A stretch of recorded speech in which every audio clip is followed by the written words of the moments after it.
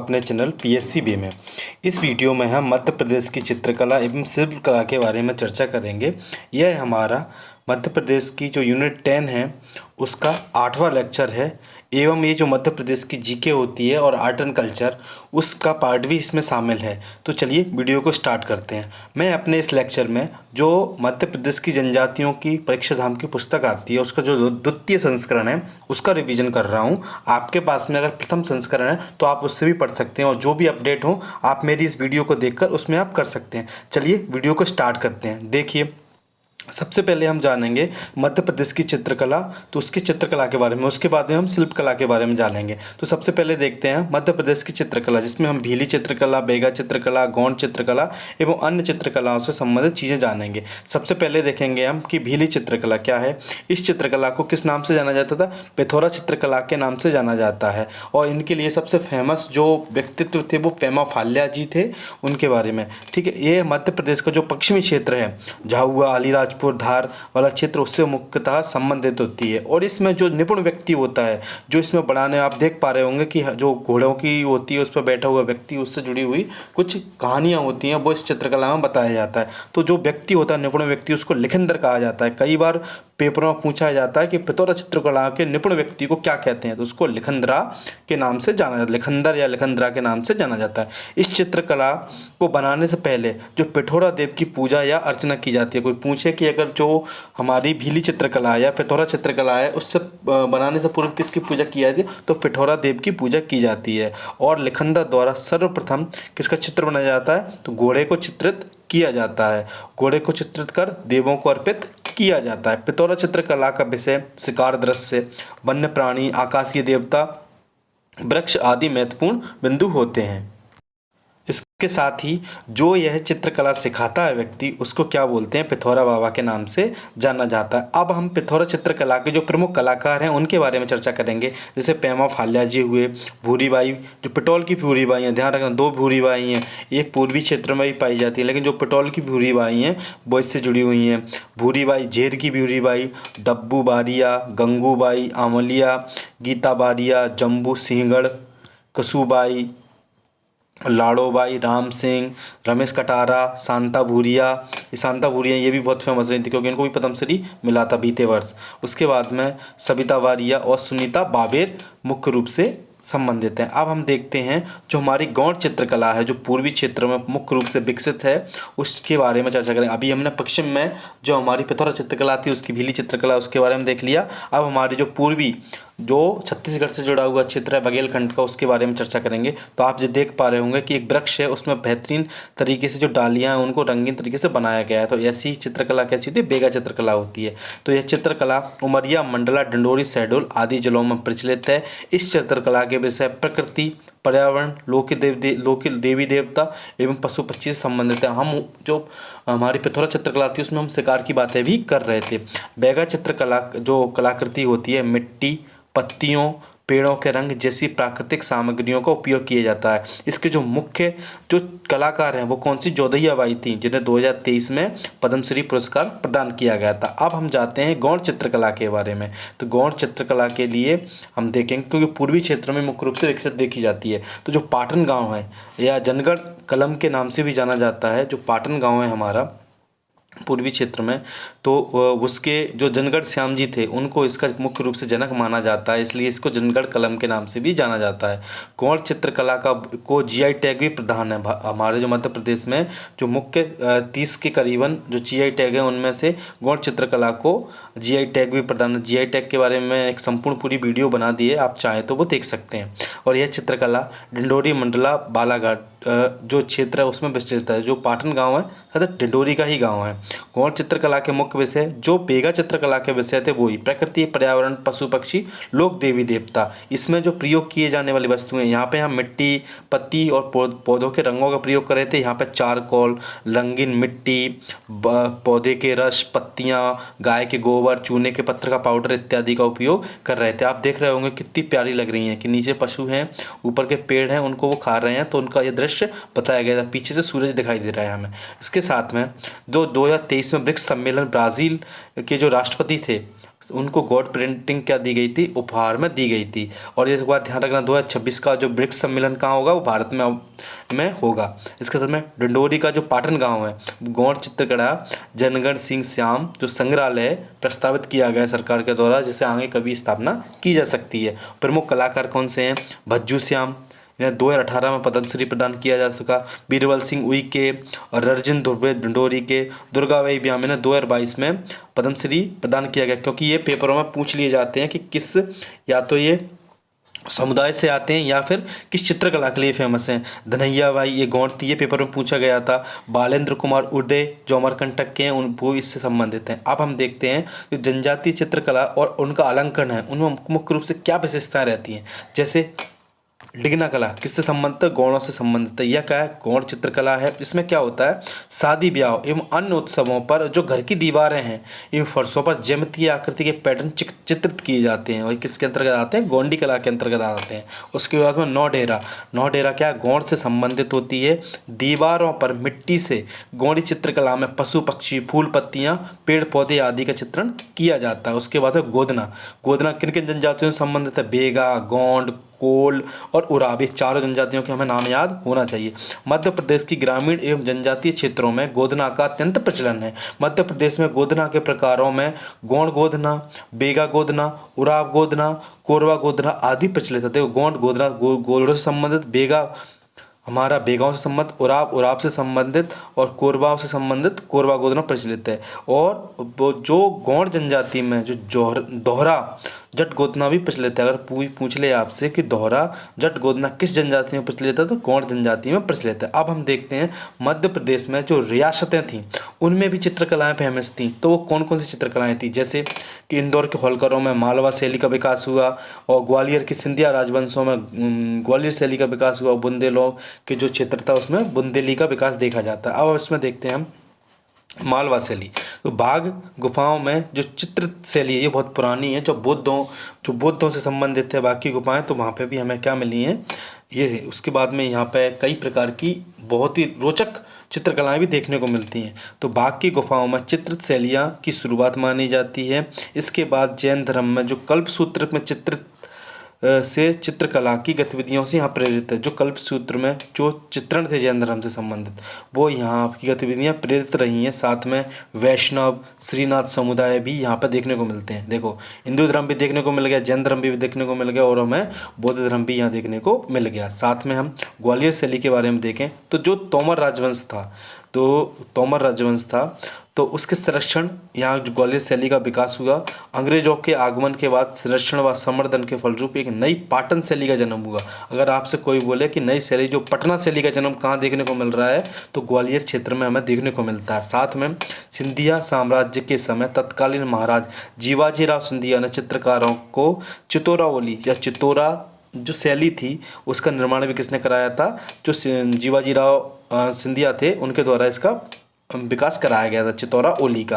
अब है हमारा बुंदेली शैली। बुंदेली शैली में क्या है, दतिया के तत्कालीन राजा सुगत सिंह जो सुंगजीत सिंह थे उनके संरक्षण में राजस्थानी शैली का अनुकरण कर एक नई बुंदेली शैली की कलम बनाई गई, या उसे नई बुंदेली शैली कलम कहा जाता है। 1590 ईस्वी में ओरछा के राजा इंद्रजीत सिंह ने ग्वालियर के कलाकारों को आश्रय देकर केशव दास की रसक प्रिया का चित्रण करवाया। किसमें, पेंटिंग के माध्यम से। जो रसक प्रिया में जो भी चीज़ें हैं उनको पेंटिंग के माध्यम से उसका चित्रण करवाया। बुंदेली चित्रकला को बढ़ावा देने के लिए चंदेल शासकों ने भी कई प्रयास किए थे। इसके साथ ही जो ओरछा के आसपास के क्षेत्र हैं, जैसे तालवेट हुआ, दुबेला ताल हुआ, गुजसराय वाला क्षेत्र हुआ, टहरौली के अंतर्गत जो किस में आता है, झांसी जिले के अंतर्गत आता है। गुरसराय, आठ भैया जागे, टोड़ी फतेहपुर वाला क्षेत्र जो मऊरानीपुर के समक्ष आता है, समरथ और अमरगढ़ आदि क्षेत्र रहे थे। अब हम आगे देखते हैं कि मध्य प्रदेश में जो लोक चित्रकला है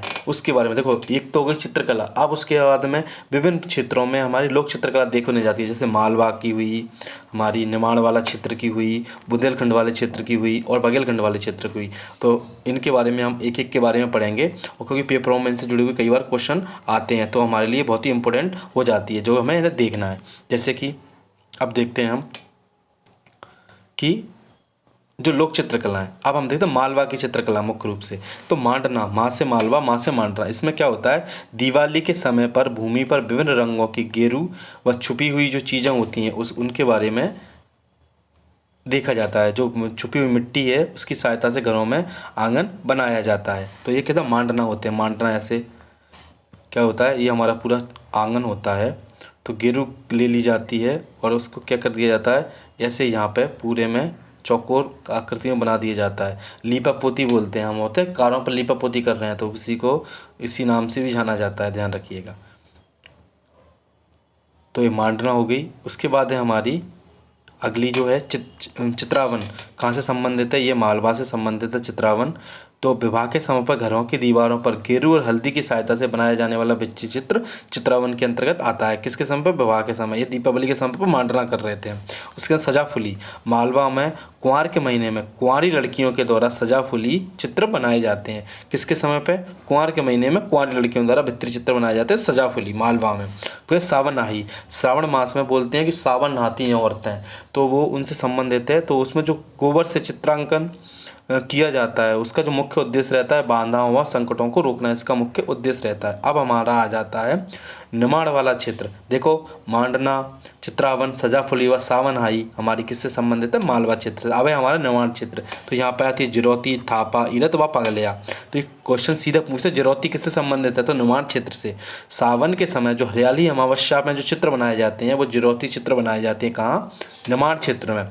अब है थापा चित्रकला, गेरू की सहायता से दीवारों पर ऐसे हाथ की आकृतियाँ बना दी जाती हैं, तो उसको क्या बोलते हैं, थापा चित्रकला के नाम से जाना जाता है। उसके बाद में इरत, विवाह के अवसर पर कुल देवी की भित्ति चित्र बनाकर पूजा की जाती है, उनको क्या बोलते हैं, इरत, निर्माण के क्षेत्र में। उसके बाद पगल्या, बच्चों के जन्म पर बच्चों के जो पद चिन्ह बनाए जाते हैं, बच्चों के जन्म होता है तो उस पर जो पद चिन्ह बनाए जाते हैं तो उनको क्या बोलते हैं, पगल्या या पद चिन्ह के नाम से। तो निर्माण क्षेत्र में कौन सी हो रही है, जिरौती, थापा, इगत, इरत और पगल्या हमारी निर्माण क्षेत्र में हो गई। उसके बाद में हम देखेंगे कि जो हमारा बुंदेलखंड वाला क्षेत्र है उसमें कौन कौन सी हैं, तो नौरत या नवरत। बुंदेलखंड में नवरात्रि के समय पर गेरू व हल्दी से कुंवारी लड़कियां के द्वारा जो बनाया जाने वाला चित्र क्या होता है, नवरत या नवरत चित्र है। उसके बाद है मरौते चित्र। जो मरौते चित्र है विवाह के अवसर पर दूल्हा दुल्हन हल्दी से जो थापा लगाते हैं, आपने देखा होगा जब बहू गृह प्रवेश करती है तो जो एक अलवारा होता है या कोई होता है उस पर जो थापा लगाए जाते हैं उन्हीं को क्या बोलते हैं, मोरते बोलते हैं। अब है मोर मुरेला। मोर मुरेला दीवारों पर मोर से संबंधित है, दीवारों पर बनाया जाने वाला मोर का चित्र क्या कहलाता है, मोर मुरेला कहलाता है। उसके बाद में सुरेती चित्र, बुंदेलखंड में दिवाली के अवसर पर गेरू की एक जालीनुमा आकृति बनाई जाती है तो उसको क्या बोलते हैं, सुरेती चित्र बोलते हैं, कहाँ, बुंदेलखंड वाले क्षेत्र में। उसके बाद मामूलिया, बुंदेलखंड में नवरात्रि पर गोबर से कुंवारी कन्याओं द्वारा जो चित्र बनाए जाते हैं, तो देखो नवरात्रि भी बनाई जा रही है कुंवारी कन्याओं द्वारा और माँ मोलेलिया भी बनाया जा रहा है कुंवारी कन्याओं द्वारा। तो हमें याद रखना है कि नवरात्रि पर, ये भी नवरात्रि पर, नवरत और मामूलिया दोनों नवरात्रि पर कुंवारी कन्याओं द्वारा वो पहला वाला नौरत बनाया जा रहा था गेरू और हल्दी से और ये बनाया जा रहा है गोबर से। मोरौते किससे संबंधित थे, दूल्हा दुल्हन के थापों से। मोर मुरेला मोर से संबंधित है बुंदेलखंड में। सुरेती क्या होता है, दिवाली के अवसर पर जालीनुमा आकृति सुरेती कहलाती है। अब हम देखते हैं जो बुंदेलखंड के जो मुख्य चित्र हैं हमारे वो अब जानेंगे। तो गोहर, बहुत बार देखा है हमने, पढ़ा भी है। गोहर है बुंदेलखंड का, क्या होता है, बर-वधू की जो बुआ या मामी के द्वारा जो रंगीन चित्रण किया जाता है वो क्या रहता है, कोहर कहलाता है। उसके बाद में छठी चित्र।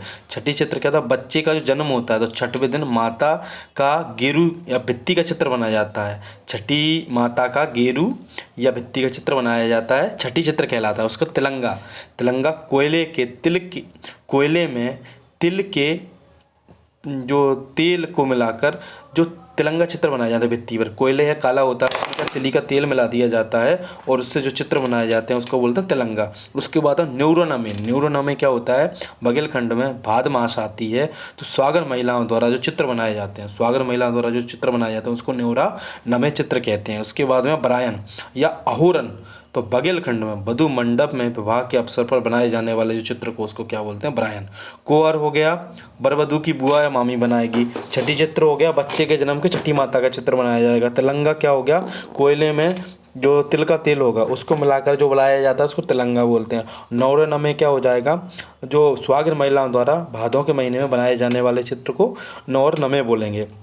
बरायना क्या हो जाएगा, बघेलखंड में जो वधु मंडप में विवाह के अवसर पर बनाए जाने वाले चित्र को बरायन आगोहन कहते हैं। अब आगे चलते हैं। अब इसके अंतर्गत हम देखेंगे जो मध्य प्रदेश की प्रमुख शिल्प कलाएं हैं उनके बारे में हम जानेंगे, जैसे कि बांस कला हुई हमारी, खराद कला, शिल्प कला हुई, धातु, प्रस्तर मतलब प्रस्तर माने पत्थर, गुड़िया, मिट्टी व अन्य कलाओं के बारे में। तो सबसे पहले हम देखते हैं बांस कला के बारे में। तो मध्य प्रदेश में आपको पता है मध्य प्रदेश बांस के उत्पादन में हमारे देश में सबसे प्रथम स्थान पर आता है। उसी प्रकार यहाँ पर बांस से कुछ कलाएं बनाई जाती, टोकरी हुए, विभिन्न प्रकार की पेंटिंग्स हुई और उन पर कलर कर दिया जाता है, जैसे चटाइयाँ हुई, दरियाँ हुई, झाड़ुआँ हुई, उसमें सब में बांस का प्रयोग किया जाता है। तो मध्य प्रदेश में बांस की कलात्मक वस्तुओं का निर्माण किया जाता है। झाबुआ, मंडला, बैतूल, उमरिया आदि क्षेत्र प्रमुख रूप से क्षेत्र हैं। इसमें क्या होता है, खिलौने, सजावट की वस्तुएं, नाइट लैंप व टोकरियाँ आदि बनाई जाती हैं। इसके साथ में खराद या काष्ठ कला, जो खराद का अर्थ होता है लकड़ी की कला, तो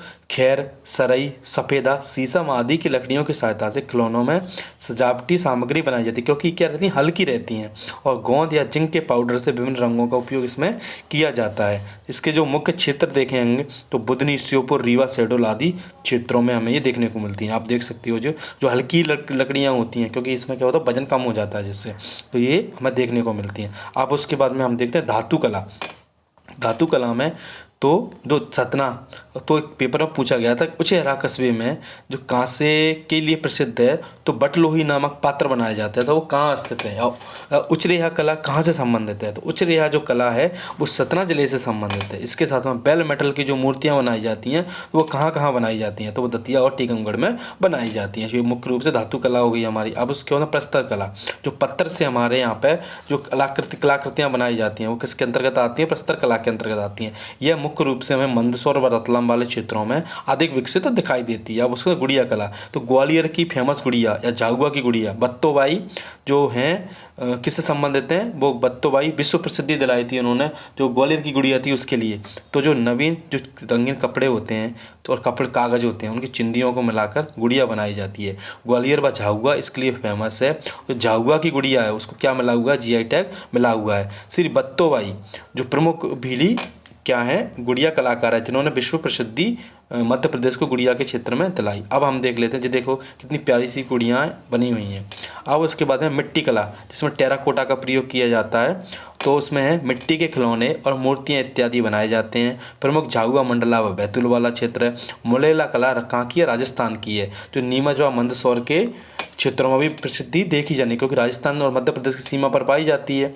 और ये नीमच व मंदसौर वाला क्षेत्र, वहाँ पर मुलेला कला पूछ लिया जाए तो नीमच व मंदसौर वाला क्षेत्र। अब उसके बाद में आता है जूट के द्वारा कई प्रकार के थैले बनाए जाते हैं, कई रस्सियाँ बनाई जाती हैं। तो जूट शिल्प कला के बारे में देखेंगे। मध्य प्रदेश में कारीगरों ने जूट हस्तशिल्प कला की खास जगह बनाई है। इंदौर, भोपाल, ग्वालियर, रीवा आदि प्रमुख क्षेत्रों में जूट का उत्पादन किया जाता है, तो वहाँ पे या जूट आयात किया जाता है, तो उसके लिए ये विकसित हुई हैं। जैसे जूट के बैग, सजावटी वस्तुएं, गहने, बाल हेयरिंग आदि वस्तुएं बनाई जाती हैं। अन्य देखें हम हथकरघा। हथकरघा के लिए आपने देखा होगा चंदेरी और महेश्वर बहुत फेमस है हमारे यहाँ।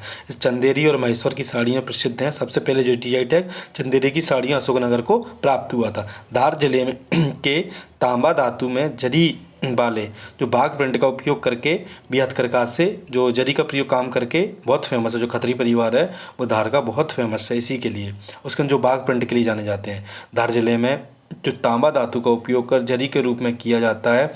बाघ प्रिंट में रंडी, तांबा धातु, अनार के छिलके, हर्रा, बहेड़ा आदि के रंगों का उपयोग किया जाता है। इसको जो खत्री परिवार से सुलेमान खत्री बाघ प्रिंट के जनक कहे जाते हैं। वर्तमान में यूसुफ खत्री, अब्दुल कादिर खत्री आदि प्रमुख बाघ प्रिंट कलाकार है। अब उसके बाद में लाख शिल्प कला, आपको पता है उमरिया वाले यहाँ पे लाख का बहुत ज़्यादा उत्पादित किया जाता है, और उससे जुड़ा हुआ जो अनुसंधान संस्थान और जो केंद्र है वो भी उमरिया के आसपास और जबलपुर में स्थापित किए गए हैं। तो वृक्ष की गोंदिये की से लाख, लूसीफर लक्का एक जीव होता है, उससे लाख प्राप्त की जाती है। इससे चूड़ियाँ बनाई जाती हैं। लाख से कई कलात्मक बच्चे जैसे चूड़े, खिलौने, श्रृंगार पेटी आदि बनाई जाती है। उज्जैन, इंदौर, महेश्वर, मंदसौर, रतलाम आदि क्षेत्रों में इसका प्रमुख रूप से उपयोग किया जाता है। पत्ता शिल्प कला, पत्ते से आपको पता है हमारे यहाँ पे बीड़ी का भी उपयोग किया था। अब है पत्ता शिल्प कला। पत्ते के प्रयोग से प्रमुख झाड़ू, खिलौने इत्यादि बनाए जाते हैं, और विभिन्न जनजातियों में यह शिल्प कला अभी आज तक भी जीवित है। अब उसका छीपा कला, कपड़ों पर छिपा कला आपने देखोगे छिपा, तो ये कहाँ है हमारे उज्जैन का जो भैरव प्रिंट है भैरवगढ़, तो छिपा कला विश्व भर में प्रसिद्ध है इसी के लिए। और इसमें विभिन्न प्रकार के रंगों का प्रयोग कर कर कपड़ों पर छींटे लगाए जाते हैं, इसलिए इसको छिपा कला के बारे में जानते हैं। अन्य जो चर्चित शिल्प कलाएँ जो आत्मनिर्भर मध्य प्रदेश को बनाती हैं, जैसे मंदसौर की जयमती आकृति वाली दरियाँ या कालीन बहुत फेमस हैं। भीलों द्वारा पुंजा दरी बनाई जाती हैं, तो भीलों की कौन सी है, पुंजा दरी है। भोपाल, उज्जैन, रतलाम, ग्वालियर कागज की लुगदी से वस्तुएं बनाई जाती हैं, जैसे पशु पक्षियों की आकृतियाँ, देवियों देवताओं की मूर्तियाँ। टीकमगढ़ के निकट कारी जो क्षेत्र है, टीकमगढ़ कारी क्षेत्र है, क्योंकि मैं परिचित हूँ यहाँ से, तो जहाँ पे बहुरंगी संगमरमर की वस्तुएं बनाने के लिए प्रसिद्ध है। कौन सा, टीकमगढ़ के निकट जो कारी क्षेत्र है वहाँ पे एक तालाब बना हुआ है, पूरा तालाब के किनारे बसा हुआ क्षेत्र है। जो टीकमगढ़ वाले लोग हैं वहाँ कोतवाली है, वहाँ से जाने के लिए टेम्पू मिलते हैं आपको। उसके बाद में शिल्प कला एक नज़र में हम देखेंगे, जैसे पेपियर माचो शिल्प कला कहाँ की, उज्जैन और ग्वालियर की। कौन सी, पेपियर। इसमें क्या होता है, सजावटी वस्तु के काम आने वाले शिल्प कला जिसमें पेपर, पल्व आदि का उपयोग किया जाता है, तो क्या होगा, पेपियर माचे। उसके ना डोकरा कला यह बहुत फेमस है, पेपरों में पूछी जाती है। कौन सी जनजाति संबंधित है इसकी, भरेवा समुदाय को, तो बैतूल से संबंधित है भरेवा समुदाय। गोंद, मोम, अन्य वस्तुओं को मिलाकर यह निर्मित की जाती है डोकला कला। उसे उचेहरा अभी हमने देखा था, तो कहाँ से, सतना से संबंधित है। कांस्य धातु से बनी झांझ, थाली, बटलोही आदि का निर्माण कांस्य धातु शिल्प कला का सबसे बड़ा केंद्र है। शंकरलाल भोले इसके प्रसिद्ध कलाकार हैं। जो राष्ट्रपति पुरस्कार शंकरलाल भोले किससे संबंधित है, उचेहरा धातु शिल्प से संबंधित है, जो सतना से संबंधित है, जिन्हें राष्ट्रीय पुरस्कार भी मिला है। गुड़िया अभी हम देखा है कि जाहुआ ग्वालियर में। बत्तोबाई, शांति परमार, रमेश परमार, इनको क्या है 2023 का पद्मश्री प्रदान किया गया था, इसी के लिए बत्तोबाई हुई। उसके बाद में अगरिया लोह शिल्प कला, जो इन्हें मैंने बताया था आपको कि हमारा इसको जीआई टैग प्रावधान है। तो जो मंडला व डंडोली बालाघाट वाले क्षेत्र में गौड़ समुदाय की उपजाति अंगरिया द्वारा जो वस्तुएं बनाई जाती हैं और शिल्प कला इससे संबंधित है, तो किससे संबंधित, अगरिया से संबंधित है। चिचली धातु, तो नरसिंहपुर में चिचली धातु शिल्प कला फेमस है। इसमें पीतल और तांबे की धातु से बने झांझ, घंटा, परात और गंज आदि बनाए जाते हैं। उसके बाद में हम देखते हैं जो मिट्टी शिल्प कला है, मिट्टी के में या टेराकोटा से छत्रपुर, मंडलाधार संपूर्ण मध्य प्रदेश में मुख्य रूप से देखते हैं। तो कुमार समाज एवं अन्य जातियों द्वारा बर्तन व भगवान की प्रतिमा मिट्टी या टेराकोटा से बनाई जाती है। उसके बाद में हमारा बुधनी काष्ठ शिल्प, सीहोर के आसपास में, तो बुधनी के जो लकड़ी के खिलौने हैं बहुत ही फेमस है, बुधनी काष्ठ इसके लिए भी फेमस है। अब है हमारा सुपारी कला। सुपारी कला कहाँ की है, रीवा की है। बहुत ही अच्छी चीज़ जो सुपारी आती है उससे क्या है, बहुत अच्छी आकृति बना दी जाती है। और उसके बाद में हमारा रीवा जिले के कुंदर परिवार इस कला की पीढ़ी दर पीढ़ी आगे बढ़ाया है। उसके बाद में हमारी चर्म कला की जो लेदर का काम होता है वो देवास व इंदौर वाले जो क्षेत्र है उसमें देखा जाता है। इसमें सजावटी सामान, खिलौने, हाथी, घोड़े आदि का निर्माण किया जाता है। बाघ प्रिंट धाल से संबंधित है, इसमें जरी का काम किया जाता है और रंगों के रूप में अरंडी, हर्रा, बेहड़ा आदि का उपयोग किया जाता है। उसमें भैरव प्रिंट कहाँ से संबंधित है, छिपा कला, तो जो भैरवगढ़ उज्जैन का है वहाँ से। इसके बाद में हमारी खराद कला, खराद कला में कहाँ क्षेत्र आ जाता है, श्योपुर, मुरैना, बुधनी वाला जो क्षेत्र है वो खराद कला के अंतर्गत आता है। इसमें क्या होता है, लकड़ी को चीरकर उसमें लाख मिश्रित रंग चढ़ाने से ये कला विकसित होती है। जो लाख के जो मिश्रित रंग होते हैं वो चढ़ाने पर ये विकसित होती है। उसके बाद पीतल कला मैंने देखा, टीकमगढ़ व दतिया में जो बेल मेटल मूर्तियाँ हैं उसके लिए फेमस है। कौन सा, दतिया व टीकमगढ़। उसको चंदेरी की साड़ियाँ, हथकरघा वाला उद्योग था। महेश्वर की साड़ियाँ हथकरघा वाला क्षेत्र था। मध्य प्रदेश का पहला जीआई टैग 2003 में इसी को प्रदान किया गया था। उसके बाद में महेश्वर की साड़ी जो रानी अहिल्याबाई थी उनके द्वारा यह कारखाने विकसित किए गए थे। नंदना प्रिंट कहाँ का है, नीमच की जो तारापुर क्षेत्र है वहाँ का जो नंदना प्रिंट बहुत फेमस है और यह भील जनजातियों से संबंधित। नंदना प्रिंट आपसे पूछ लिया जाए तो कौन से संबंधित है, भील जनजातियों से। उसके बाद है बाटिका प्रिंट। बाटिका प्रिंट किससे संबंधित है, उज्जैन से। इसको क्या है, जीआई टैग प्रदान किया गया है। अब जो हमारे कुछ मुख्य पॉइंट हैं जो पेपरों में हमेशा पूछ लिए जाते हैं उनके बारे में हम चर्चा करेंगे कि देश का पहला craft handloom tourist village Pranpur जो कहाँ अवस्थित है, चंदेरी में अवस्थित है, वो मध्य प्रदेश में आता है। इसके साथ ही हम जो हमारा दूसरा पॉइंट है महिलाओं द्वारा संचालित मध्य प्रदेश का पहला हैंडलूम कैफ़े, वो भी कहाँ है, प्राणपुर, चंदेरी में अवस्थित है। ये दोनों पॉइंट हमारे लिए बहुत ही फेमस हैं। उसके बाद में जो धूप छाँव जो प्रिंट है या साड़ियाँ कहाँ से संबंधित है, तो चंदेरी से। धूप छाँव जो चंदेरी की साड़ियों को क्या कहा जाता है, धूप छाँव साड़ियाँ कहा जाता है। उसके बाद में प्राचीन काल में सिरोंज जो छींट कला फारस और तुर्की से निर्यात किया जाता को निर्यात किया जाता था। जो सिरोंज जो क्षेत्र है विदिशा का, वहाँ पर जो चीट कपड़ा बनाया जाता था वो कहाँ निर्यात किया जाता था, फारस व तुर्की में निर्यात किया जाता था। इसी के साथ में सिरोंज के तंबू जो बनते थे वो मराठा सेनाओं के लिए बनाए जाते थे। जो सिरोंज में जो तंबू बनते थे वो मराठा सेनाओं के लिए बनाए जाते थे। छिंदवाड़ा का के सौंसर व लोदीखेड़ा में पारंपरिक साड़ियों को पुराने समय से पुआरी कहा जाता है। जो वहाँ पे जो छिंदवाड़ा का जो सौंसर तहसील है और लोदीखेड़ा क्षेत्र है, वहाँ पर जो साड़ियाँ बनाई जाती हैं उनको क्या बोला जाता है, उनको पुआरी कहा जाता है। अब है हमारा अगला टंडोरी का सरवाही, सरवाही पिंडरुखी बजाग आदि ये प्रमुख टंडोरी के सरवाही पिंडुरी बजाग ये प्रमुख बुनाई केंद्र है, जहाँ पर बेगा साड़ियाँ, चक घटिया साड़ियाँ, चौकना बेगा साड़ियाँ आदि बुनी जाती हैं। तो ये हमें बहुत ही इंपॉर्टेंट पॉइंट है, इसको हमें याद करना है, पेपर में कभी भी पूछ सकते हैं। ट्रेवियर जो एक हमारे यहाँ पे ट्रैवलर थे, उन्होंने अपनी पुस्तक ट्रैवलर्स इन इंडिया में बुरहानपुर क्षेत्र को वस्त्रोद्योग का वर्णन किया। जो बुरहानपुर वाला क्षेत्र है वहाँ पे जो कारखाने हुआ करते थे होंगे उस समय के, उनका वर्णन किया है। साथ में अबुल फजल ने अपने आईन अकबरी में बुरहानपुर में वस्त्रोद्योग के बारे में बताया है, क्योंकि जो अकबर का 1601 में जो सबसे लास्ट अभियान था वो कौन सा था, खानदेश अभियान था, जिसे उसने सोने की गिन्नियों से खरीदा या वहाँ पर जीत दर्ज की थी, ऐसा हमें इतिहास में पढ़ने को मिलता है। अब है हमारा प्राचीन काल में जो बुरहानपुर में टकसाल बुरहानपुरी रुपया का उल्लेख भी देखने को मिलता है। कुच्छी, मनावर, गोगवा, खिराल, उज्जैन, बैरुगर प्रिंट प्रमुख क्या है, छिपा प्रिंट के केंद्र हैं। साथ में स्वतंत्रता से पूर्व तत्कालीन इंदौर राज्य का जो गौतमपुरा है और सांबेर, देपालपुर में कपड़ा की रंगाई का कार्य होता था। जब जो स्वतंत्रता के पूर्व जो तत्कालीन इंदौर का जो गौतमपुरा वाला क्षेत्र था वहाँ पे ये सब जो रंगाई का काम होता था। छतरपुर जिले के हरपालपुर एवं सिरखेड़ा गांव में मोटे सूत को बनाने के प्रमुख केंद्र हैं। निर्माण के रेशम उद्योग के संबंध में डोवर ने अपनी पुस्तक monograph on the silk industry of central province का वर्णन किया है। जो मोनोग्राफ जो डोवर थे उन्होंने अपनी पुस्तक में निर्माण के क्षेत्र में रेशम उद्योग के बारे में बताया गया है। उसके बाद में भूरी बाई थी जो पहली भील कलाकार थी जिन्होंने मड बॉल पेंटिंग है उस पर अपना कैनवास का इस्तेमाल किया था। जो मड बॉल पेंटिंग बनाती हैं उसके लिए उन्होंने सबसे पहले कैनवास का प्रयोग किया था। अब उसके बाद में उज्जैन के धूलजी महाराज का चित्रावण के लिए प्रसिद्ध है। किसके लिए प्रसिद्ध हैं, जो उज्जैन के धूल जी महाराज हैं चित्रावण के लिए फेमस है। उसके बाद में डिंडोरी का जो पाटन गांव है वो गौड़ चित्रकला या जनगढ़ सिंह संग्रहालय प्रस्तावित किया गया है। या पाटन गांव को क्या है, चित्रकारों का गांव भी कहते हैं, जो कहाँ है, डिंडोरी में अवस्थित है। उसके साथ ही हम जो अगर हमारा लास्ट पॉइंट है इसमें वो है प्रधानमंत्री सीएम मोहन यादव ने बैतूल जिले के बरेवा दाती से बनी पुष्पक विमान कलाकृति को भेंट किया। जो प्रधानमंत्री को किसने भेंट किया था, सीएम मोहन यादव द्वारा जो भरेवा दाती द्वारा जो पुष्पक विमान बनाया गया था वो भेंट किया गया था। कब किया गया था, 31 मई 2015 में। तो पूछ लिया जाएगा भरेवा दाती कहाँ बनाई जाती है, बैतूल में जो भरेवा दाती की जो बनाई जाती है वो। अब है हमारे कुछ